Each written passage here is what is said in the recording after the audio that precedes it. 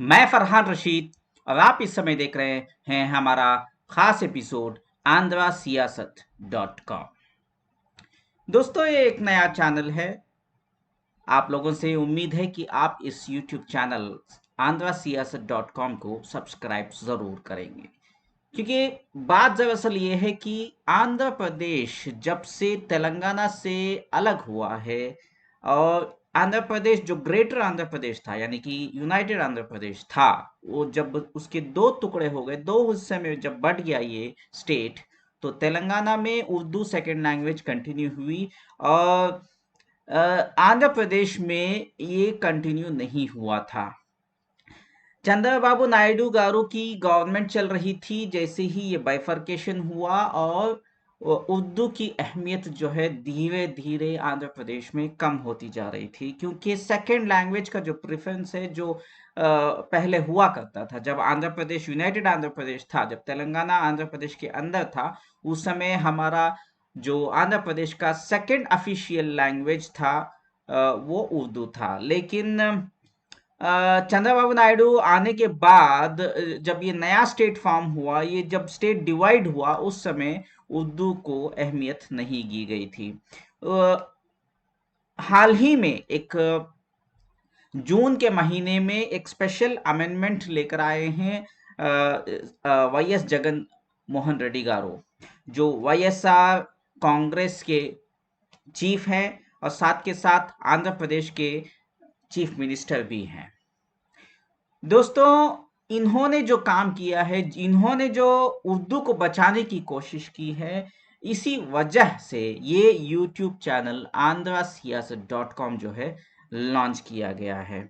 बात मैं फिर से दोहरा रहा हूँ, जगन मोहन रेड्डी गारू ने जो है जून के महीने में उर्दू को सेकेंड ऑफिशियल लैंग्वेज घोषित किया है, एक अमेंडमेंट किया बिल में, और अमेंडमेंट करने के बाद जो है अभी प्रेजेंट जो है, जो गलतियां चंद्रबाबू नायडू गारू ने की थी उसको सुधारने की कोशिश करे, और ये कामयाब रहे, और हमारे उनके ऊपर बहुत एहसानात हैं जो उन्होंने किया है। उर्दू को बचाने की जो उनकी कोशिश थी, और कोशिश के बाद जो है उनकी जो कोशिश जो कामयाब हुई है, वो हमें उनको सपोर्ट करना जरूरी है।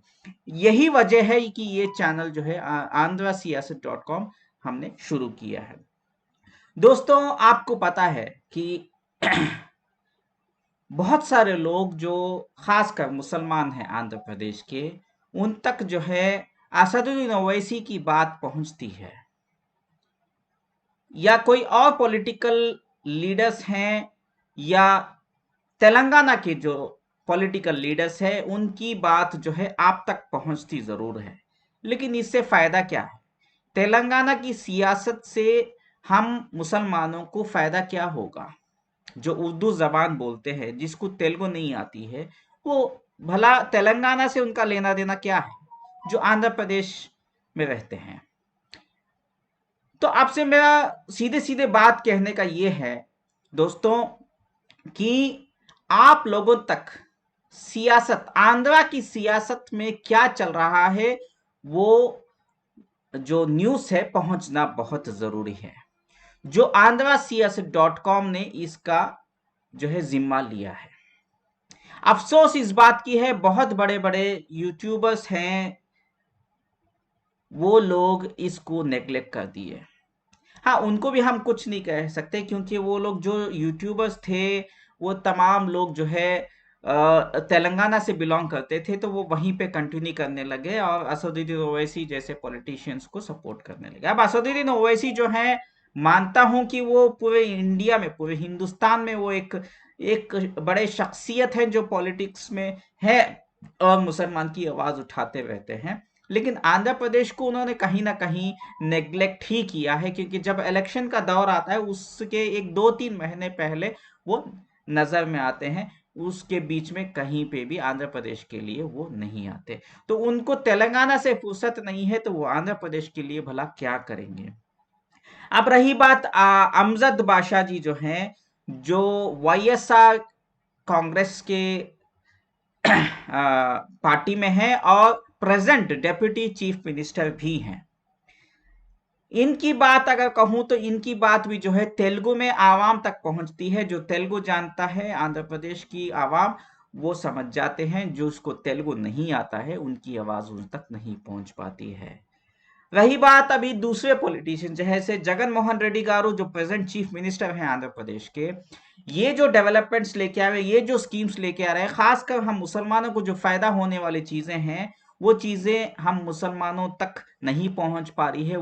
रीजन ये है कि तेलुगु में जो है बहुत सारे न्यूज चैनल्स हैं, वहां से इंफॉर्मेशन जो है आपको पहुंचाने की कोशिश करते हैं, लेकिन आपको वो जबान नहीं आती। वही वजह से आप जो है क्या चल रहा है सियासत में, क्या डेवलपमेंट्स चल रहे हैं, हमें क्या फायदा हो रहा है, ये सारी चीजें मालूमात नहीं होती हैं। तो यही एक और रीजन है जिसकी वजह से ये AndraSiyasat.com जो हमने जो है एक नया चैनल स्टार्ट किया है। अब पवन कल्याण जी जो है, इनकी भी एक पार्टी है जनसेना, और पवन कल्याण और हाल ही में जो है पवन कल्याण जी और चंद्रबाबू नायडू जी जो है एक हो गए हैं। इसके साथ बात सिर्फ यहीं तक खत्म नहीं होती है, ये दोनों के साथ साथ बीजेपी की हुकूमत भी जो है एक हो गई है। मतलब बीजेपी, तेलुगु देशम पार्टी, जनसेना, यानी कि मोदी, चंद्रबाबू नायडू और पवन कल्याण, ये तीन हो एक ही सिक्के के तीन कह सकते हैं। अब एक सिक्के में दो होते हैं, लेकिन यहाँ पे तो तीन हो गए हैं। अब इसके कॉइन्स में एक जगह अब मैं ये कह सकता हूं कि एक कॉइन में चंद्रबाबू नायडू और पवन कल्याण है, और दूसरे सिक्के के दूसरे हिस्से में बैक साइड में मोदी गारू हैं। अब ये जो है सियासत चल रही है, और बहुत जोरों से जो है जगन मोहन रेड्डी गारू की गवर्नमेंट को गिराने की साजिश चल रही है। आप बताइए कि जब हमें हमारी जबान को दबाने की साजिश चल रही थी, जिससे हम बेखबर थे, उस समय कौन हमारा जो है हाथ पकड़ा? हाल ही में तकरीबन आई थिंक जनवरी या फरवरी में एक मीटिंग हुई थी।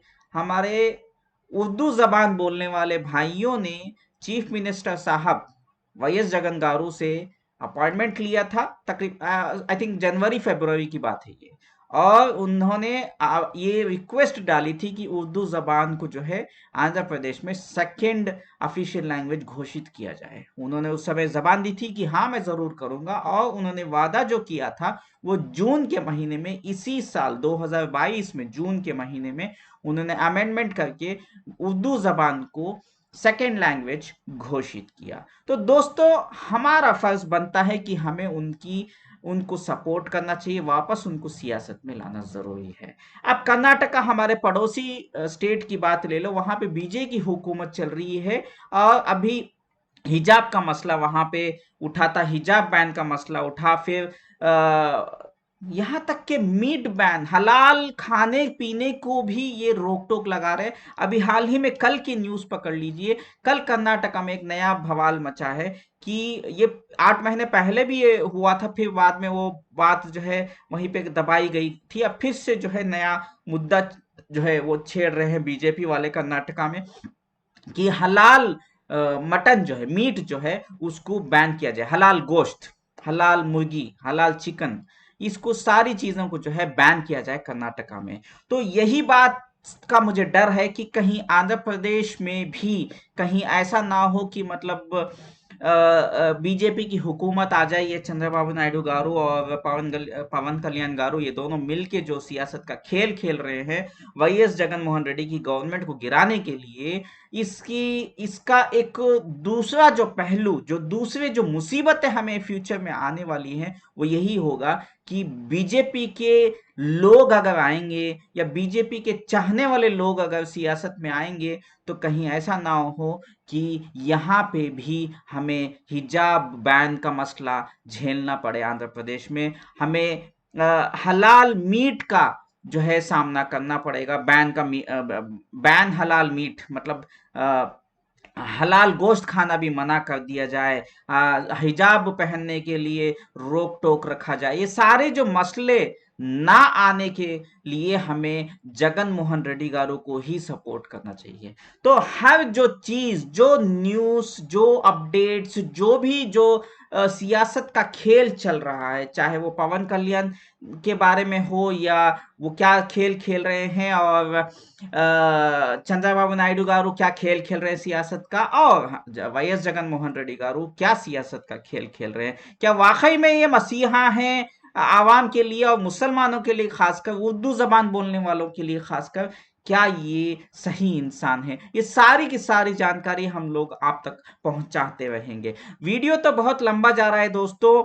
मेरी बात अगर कहे तो मेरा नाम है फरहान रशीद और मैं कर्नाटका से बिलोंग करता हूं, और मैंने आंध्र प्रदेश भी देखा है, तेलंगाना भी देखा है, दिल्ली भी देखा है, दुबई भी देखा है, महाराष्ट्र भी देखा है, गोवा भी देखा है, सारे स्टेट्स को देखा है। और मैं कर्नाटका, गोवा से मैंने कर्नाटका के और आंध्रा तेलंगाना के मुसलमानों के लिए आवाज उठाई थी। वो है हीरा गोल्ड, आईएमए, इंजाज, बुर्राक, एम्बिडेंट जैसे जो हलाल इन्वेस्टमेंट के नाम पे कंपनियां आई थी और लोगों को धोखा दे के भाग गई थी, उन लोगों को जुडिशियली, यानी कि एक पॉलिटिको जुडिशियल फाइट जो थी, उसमें मैं एक नामदार इंसान हूं। मुझे खुशी इस बात की है कि मैंने जो है कुछ लोगों के मैं काम आया।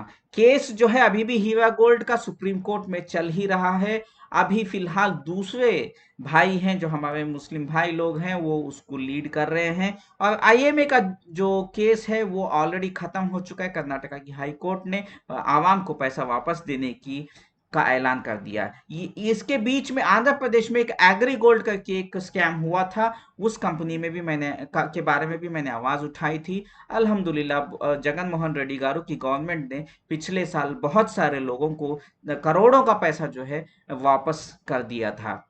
ये न्यूज तो आप लोगों को पता ही होगा, मेरा चेहरा आपने देखा है या नहीं देखा है वो अलग बात है। मैं ये बात आप लोगों को इसलिए बता रहा हूं कि जो शख्स ये चैनल लेकर आया है AndraSiyasat.com, उसकी पहचान भी आप लोगों को जानना जरूरी है। तो आप लोगों से गुजारिश है कि उर्दू जबान बचाना है तो हमें एक हिंदी या उर्दू न्यूज चैनल की बहुत जरूरी है। अब आप कहेंगे कि फरहान भाई आप यहाँ पे टैगलाइन देखते हैं तो द न्यूज इन हिंदी क्यों लिखा है, द न्यूज इन उर्दू क्यों नहीं लिखा है? उसके पीछे रीजन मैं एक बता देता हूं। उर्दू और हिंदी जबान दोनों आसपास मिलती जुलती हैं। अब हमें अगर उर्दू को बचाना है और सियासत जो है उसको समझना है, तो हमें उर्दू लफ्ज का इस्तेमाल ना करते हुए हिंदी का लफ्ज अगर ज्यादा इस्तेमाल करेंगे तो हम जो है ये जो हमारा जो मकसद है उसमें कामयाब होने में आसानी होगी। एक दूसरी, पूरा हिंदुस्तान में अगर ज्यादा जबान बोली जाती है वो है हिंदी। और हिंदी और उर्दू के मिलने जुलने की वजह से बहुत सारे लफ्ज जो हैं एक दूसरे से मिलते जुलते हैं। इसी वजह से जो है अगर हम हिंदी में बोलेंगे तो उर्दू जबान बोलने वाला भी मेरी बात को समझेगा और हिंदी जबान बोलने वाला भी मेरी बात को समझेगा। और बहुत सारी चीजें ऐसी होती हैं जो नॉन मुस्लिम्स हैं, उनके बारे में भी अगर मैं बोलता हूं, अगर मैं उर्दू में अगर मैं इसको फोकस करूंगा तो हमारे जो नॉन मुस्लिम भाई लोग हैं वो हमारे चैनल को या उतना खास लाइक नहीं करेंगे। लेकिन अगर हिंदी है तो वो लोग जो है हमें भी पसंद करने लगेंगे और हमारे चैनल को भी आगे फॉरवर्ड भी करेंगे, सब्सक्राइब करेंगे। बहुत सारे मसले हैं इसके पीछे बैक एंड में। यही एक वजह है जिसको मैं जो है सियासत के वजह से, क्योंकि हम जो है सियासत के बारे में आप लोगों को अवेयरनेस क्रिएट कर रहे हैं। सियासत, आपको पता है सियासत क्या है? सियासत माने पॉलिटिक्स, तेलुगु में बोले तो राजनीति, राजकीय। तो ये सारी चीजें जो है हमें आप तक लाना है तो हमें थोड़ा जो है सोच समझ करके आना है और मसले मसाइल को देखते हुए हमें बहुत ही जो है बारीकी से जो है इस मसले को हल करना है। यही रीजन है कि मैं इसको जो है द न्यूज इन हिंदी का टैगलाइन दिया है। बहुत जल्द बहुत सारी चीजें डेवलपमेंट आपको देखनी पड़ेगी। वीडियो तो लंबा जा रहा है, माफ करिए मेरे भाइयों, बुजुर्गों, दोस्तों। आपसे इतना ही मैं कहूंगा कि इस वीडियो को सब्सक्राइब पहले कर लीजिएगा और साथ के साथ अपने जो आंध्र प्रदेश के भाई बहन, आपके रिलेटिव्स हैं, सब लोगों तक ये चैनल को सब्सक्राइब करने की सलाह जरूर दें। इस वीडियो को वायरल भी करना बहुत जरूरी है। लाइक करने से थोड़ा बहुत चैनल में इसकी जो है अवेयरनेस जो है क्रिएट होने में कहीं ना कहीं मदद होगी। इसमें कहीं ना कहीं हम उर्दू जबान बोलने वालों का ही फायदा है। इसलिए आपसे गुजारिश है कि इस वीडियो को प्लीज वायरल करें। Thank you. और मैं इंग्लिश, हिंदी, कभी कभी तेलुगु, अगर जो लफ्ज मुझे पता है तो उसके भी इस्तेमाल करूंगा। तो आपसे गुजारिश है कि उसके पीछे रीजन ये है कि थोड़ा मुझे सेक्युलर बन के चलना पड़ेगा। सिर्फ मैं एक टिपिकल मुसलमान की तरह अगर मैं एक मीडिया चैनल चलाऊंगा तो हो सकता है कि सियासत के खेल में मुझे भी जो है लपेटा जाएगा और ये चैनल बंद हो जाए। यही वजह है कि मैं इसको जो है वो एक टिपिकल मुसलमानों का चैनल ना उसका रंग ना देते हुए एक सेक्युलर पूरा हिंदुस्तान का चैनल है, खासकर आंध्र प्रदेश का सबका चैनल है, उसका रंग देते हुए। और हकीकत में वही होना चाहिए, हम सब लोगों को एक दूसरे के साथ मिलकर रहना चाहिए। यही वजह है कि मैं थोड़ा बहुत दूसरे लफ्ज भी जो है आसान भाषा में समझाने की कोशिश करूंगा। आपसे फिलहाल इजाजत मांगता हूं, आपका फरहान रशीद। देखते रहिए AndraSiyasat.com। शुक्रिया।